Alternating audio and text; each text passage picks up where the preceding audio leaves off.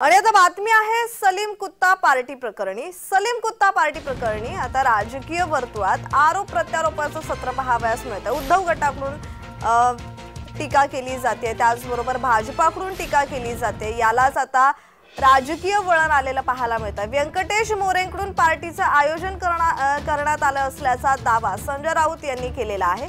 मोरे हे भाजपाचे पदाधिकारी आहेत। मोरेंचा फडणवीसांसोबतचा फोटो संजय राऊतांनी दाखवलाय, तर दुसरीकडे नितेश राणे यांनीही त्यावर प्रत्युत्तर दिलेलं आहे।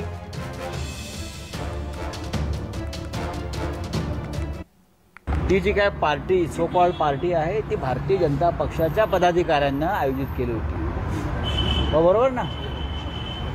व्यंकटेश काय होतं नाव, व्यंकटेश मोरे, त्याच्या पार्टीला ह्यांना आमंत्रण दिलं होतं आणि ती पार्टी झाली। मुळात त्या संबंधित गुन्हेगाराला पॅरोल कोणी दिला, कोणी सोडलं, गृहमंत्री कोण होतं त्याची चौकशी करा। बाजूला उभा असलेला बडगुजरला अजून खड्ड्यात टाकण्याचं काम या संजय राजाराम राऊतनी केलेलं आहे। आतापर्यंत बडगुजर काय बोलत होते की मी सलीम कुत्ताला ओळखतच नाही, मी त्या पार्टीमध्ये गेलोच नाही, ते फोटोग्राफ मॉर्फ आहेत। पण काल रात्री तर संजय राजाराम राऊतनी सांगून टाकलं की तो एक अपघात होता, म्हणजे अप्रत्यक्ष पद्धतीने स्वीकारलं की ती पार्टी झालीच होती।